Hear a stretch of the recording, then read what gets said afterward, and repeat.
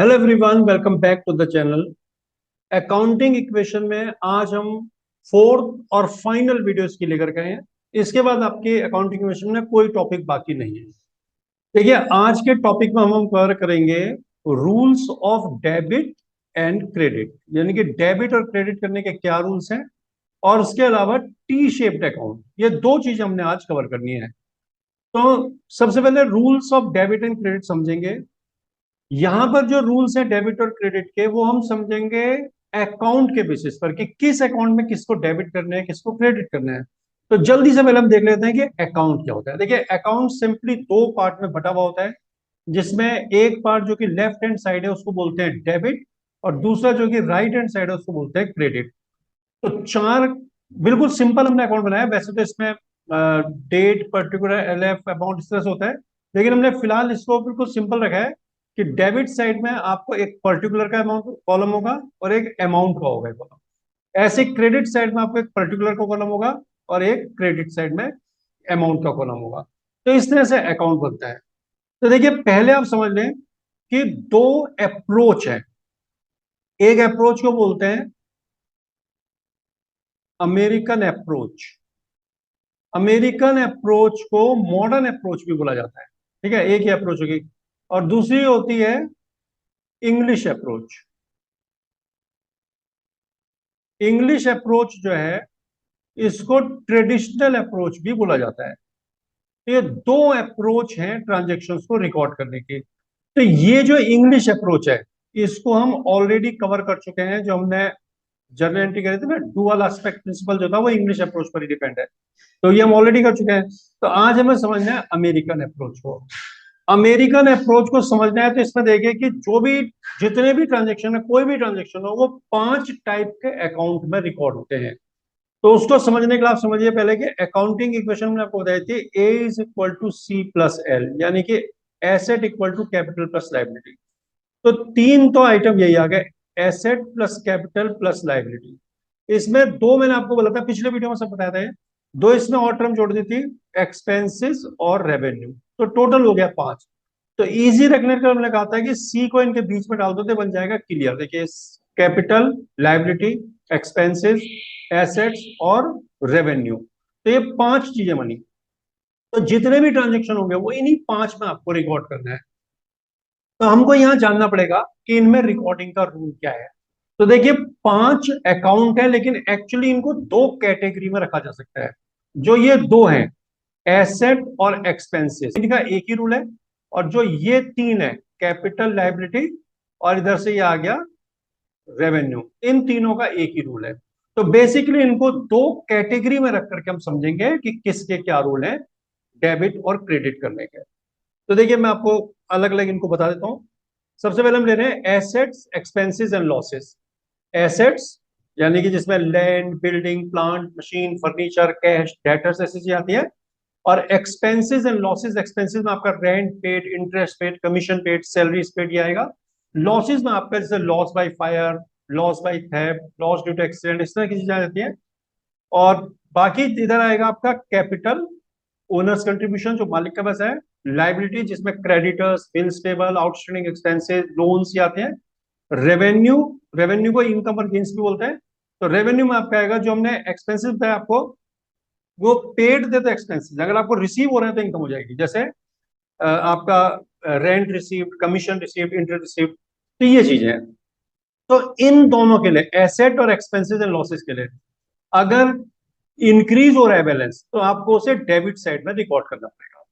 यानी कि अगर लिखा है, जैसे मान लीजिए मशीन है कि मशीन परचेज या फर्नीचर परचेज, तो परचेज करने से बढ़ेगा, तो आपने उसे डेबिट साइड में लिखना है। और अगर डिक्रीज हो रहा है तो आपने उसे क्रेडिट साइड में डालना है। ये सिंपल आपको ध्यान रखना है कि एसेट, एक्सपेंसेस एंड लॉसेस, इनमें जो भी अकाउंट कवर होंगे उनको इंक्रीज होने पर आपने डेबिट में रिकॉर्ड करना है, और डिक्रीज होने पर क्रेडिट में रिकॉर्ड करना है। इन तीनों को इससे उल्टा कर दो। यानी कि कैपिटल, लाइबिलिटीज, रेवेन्यू यानी कि इनकम और गेन्स, इनमें जो भी अकाउंट कवर होंगे, उनमें अगर आपकी डिक्रीज होती है तो वो आपने डेबिट साइड में रिकॉर्ड करने हैं, और इंक्रीज होती है तो क्रेडिट साइड में। तो देखो, आप इसको याद कर लें इन दोनों को। तो जो इनका रूल है उसको पलट दें, या डेबिट में इंक्रीज है तो या डेबिट में डिक्रीज होगी, या क्रेडिट में डिक्रीज है तो या क्रेडिट में इंक्रीज हो जाएगा। तो इस तरह से आपको इसको ध्यान रखना है। देखिए एक एग्जांपल के थ्रू हम इसको समझने की कोशिश करेंगे। अच्छा फिर देखिए, एक तो आपने इंक्रीज डिक्रीज समझ ली कि डेबिट क्रेडिट में कहा जाएगी। दूसरे से पूछा जाता है नेचर ऑफ अकाउंट। तो ये जो पांच क्लासेस बताई गई ना आपको, कैपिटल, लाइबिलिटीज, एक्सपेंसेस, एसेट्स और रेवेन्यू, ये इनके नेचर है। जैसे आपको लिख दिया फर्नीचर, तो फर्नीचर एसेट होता है, तो आपको नेचर में लिख देना है एसेट। अगर अकाउंटिंग विषय में आपसे पूछा जाता है तो उसे एसेट लिखे। अगर आपको लिखा क्रेडिटर, तो क्रेडिटर को आप लिखे लाइबिलिटी उसके नेचर में, और फिर इंक्रीज डिक्रीज रिकॉर्ड करें।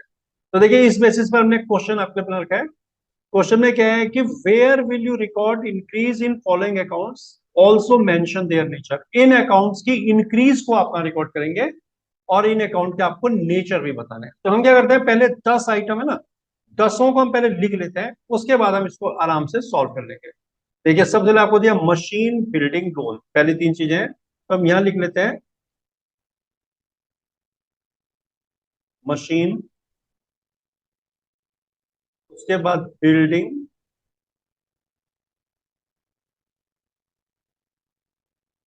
उसके बाद लोन,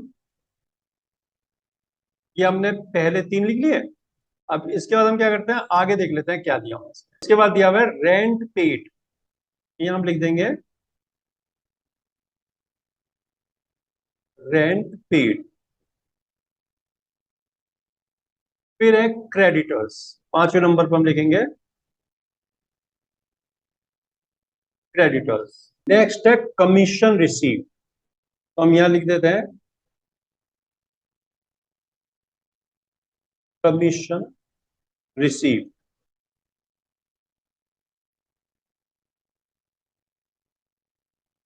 अब उसके बाद नेक्स्ट देख लो, दो तीन क्या है, कमीशन रिसीव, उसका डेटर्स कैश, तो सेवंथ नंबर पर हम लिखते हैं डेटर्स।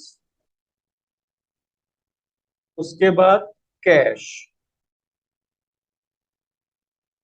फिर ओनर्स अकाउंट और वेजेस पेड लास्ट तो है, तो यहां लिख लेते हैं हम ओनर्स अकाउंट और वेजेस पेड। ये 10 आइटम है। जो अब हमें क्या होगा कि बार बार ऊपर नहीं जाना पड़ेगा देखने के लिए कौन सा आइटम, हमने पहले आइटम लिख लिए।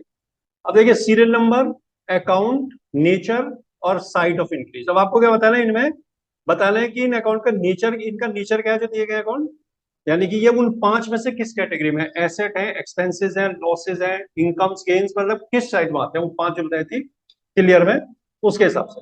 तो सबसे पहले आपको दिया गया मशीन, तो मशीन का नेचर क्या है, मशीन होती है एसेट, तो आप इसको लिख दें नेचर में एसेट।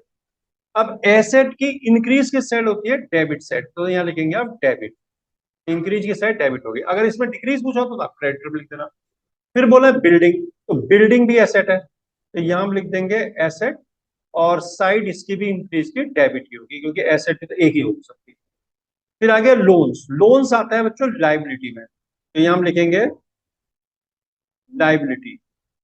और लाइबिलिटी की इंक्रीज, देखो एसेट की इंक्रीज डेबिट से हो रही है, तो लाइबिलिटी की इंक्रीज होगी क्रेडिट साइड से, यहां लिखेंगे क्रेडिट। नेक्स्ट है रेंट पेड, रेंट पेड होता है एक्सपेंसेस, तो इसके लिए हम यहां लिखेंगे एक्सपेंसेस, नेचर जो है इसका एक्सपेंसेस है। और एक्सपेंसेस और एसेट जो उनका सेम होता है इंक्रीज का साइड, यानी कि ये भी डेबिट से ही इंक्रीज होगा। देखिए अब इसके बाद दिया है इन्होंने क्रेडिटर्स दिया है इसका हमने। क्रेडिटर्स क्या होता है, क्रेडिटर्स बोलता है लाइबिलिटी, तो यहां हम लिखेंगे लाइबिलिटीज।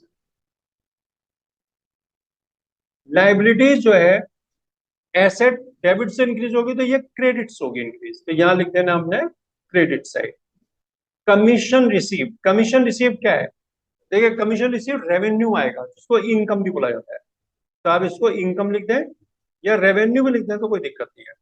और रेवेन्यू भी, लाइबिलिटी और रेवेन्यू ये सब क्रेडिट साइड से इंक्रीज होता है, तो क्रेडिट लिख देंगे यहाँ साइड में। नेक्स्ट है डेटर्स, डेटर्स होता है जिनको हमने क्रेडिट में सेल किया है, तो ये हमारी एसेट होते हैं। एसेट तो डेबिट से ही होंगे इंक्रीज, तो यहां में लिखते हैं डेबिट। उसके बाद है कैश, कैश भी एसेट होती है, तो इसका नेचर हम लिखेंगे एसेट, और इंक्रीज की साइड इसकी भी डेबिट। उसके बाद नेक्स्ट है ओनर्स अकाउंट। ओनर यानी कि प्रोप्राइटर के अकाउंट को बोलते हैं कैपिटल। तो कैपिटल, लाइबिलिटीज और रेवेन्यू, इनको क्रेडिट से किया जाता है इंक्रीज। तो यहाँ लिखेंगे हम क्रेडिट साइड, यानी कि इनकी इंक्रीज की साइड नहीं सभी की, तो क्रेडिट से इंक्रीज होगा ये। नेक्स्ट है वेजेस पेड। देखिए वेजेस पेड आपके लिए जो है एक्सपेंसेस हो गया, खर्चा है। बिजनेस के लिए वेजेस सैलरी वगैरह पे करना एक्सपेंसेस होते हैं। एक्सपेंसेस का इंक्रीज डिक्रीज बिल्कुल एसेट के साथ चलेगा, तो हम इसे लिखेंगे डेबिट। तो डेबिट साइड से ये इंक्रीज हो जाएगा। तो इस तरह से अगर आपको पूछे इंक्रीज डिक्रीज किस साइड से करना है, तो इस तरह से आप बता सकते हैं। दो कैटेगरी में 5 टर्म है जो आपको मैंने बताया था, क्लियर के हिसाब से चले आप, CLEAR, ये 5 टर्म है, लेकिन दो कैटेगरी में बनी हुई है, एक्सपेंसेस और एसेट का एक है, और ये कैपिटल लायबिलिटी और रेवेन्यू का एक है। यानी कि ये दोनों डेबिट से इंक्रीज क्रेडिट से डिक्रीज होती है, उल्टा कर देती हो जाएगा।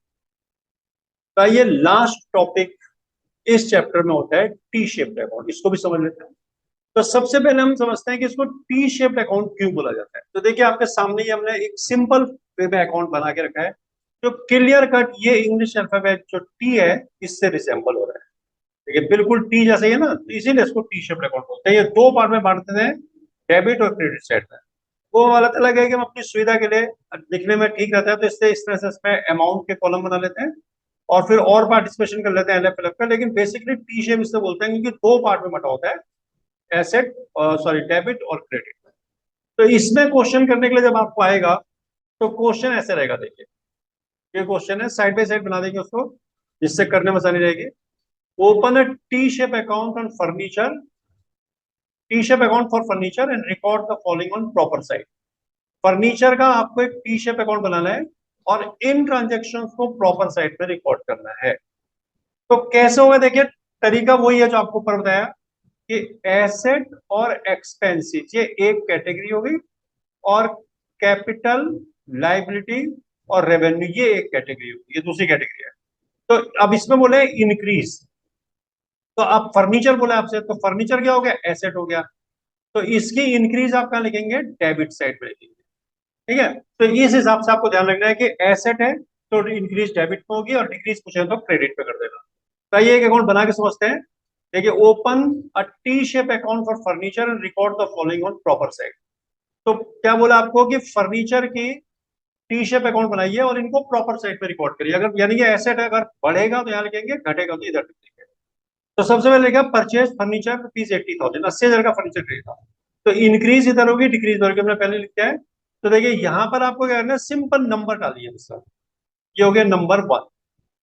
आपने फर्नीचर खरीदा है तो इंक्रीज होगा, तो ये इस साइड में आप लिख देंगे 80,000 रुपीज इंक्रीज में। देखिए कुछ टीचर लिखते भी हैं, जैसे फर्नीचर खरीदा तो शॉर्ट में लिख देंगे परचेज, है ना, तो आप वो भी कर सकते हैं अगर आप कैसे करें तो। अदरवाइज नॉर्मली तो ऐसे ही करते हैं, नंबर डाल देते हैं बस केवल, क्योंकि यहाँ केवल समझना हमने कि टी शेप अकाउंट कैसे बनता है। देखिए फिर charge depreciation on furniture, furniture पे डेप्रिसिएशन डाली 5,000, तो इससे तो वैल्यू कम हो जाएगी। तो डिक्रीज इन फर्नीचर को आपने इस साइड पर रिकॉर्ड करना है, तो यहाँ डालेंगे नंबर 2, और 5,000 रुपीज फर्नीचर की जो वैल्यू है वो यहाँ लिख देंगे। उसके बाद नेक्स्ट ट्रांजेक्शन देखिए क्या है, अगेन परचेज फर्नीचर फॉर 35,000, फिर फर्नीचर खरीदा 35,000 रुपए का।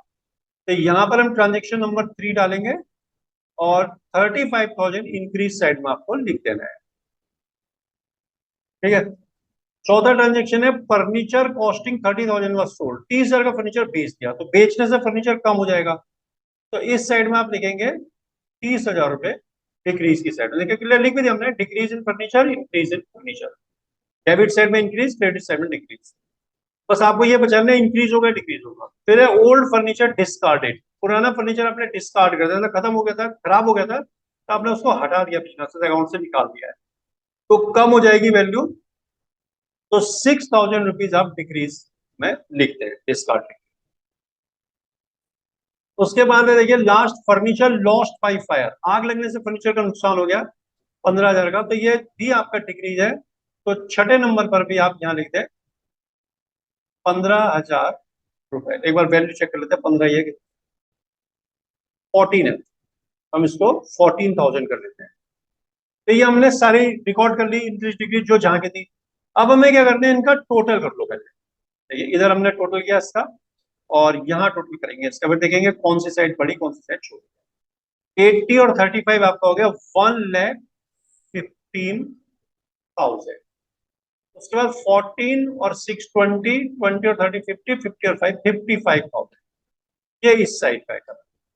अब जो टोटल बड़ा है उसको दोनों साइड लिखना है आपने, ठीक है, ये दोनों साइड लिखना है।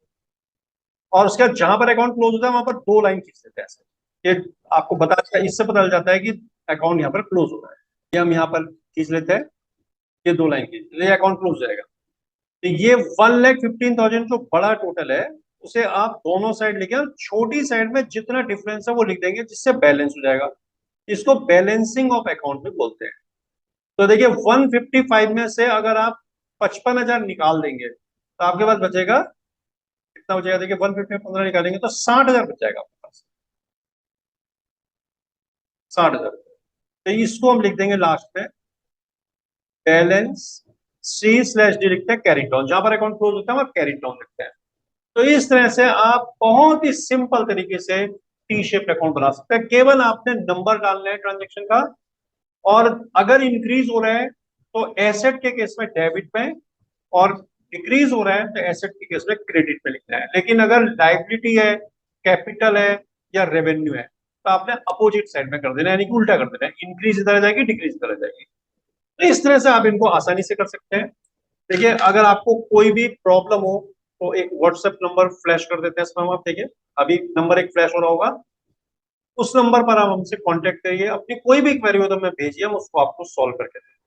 और पढ़ाया हुआ कंटेंट अगर अच्छा लगता है तो आप चैनल को लाइक और सब्सक्राइब करें।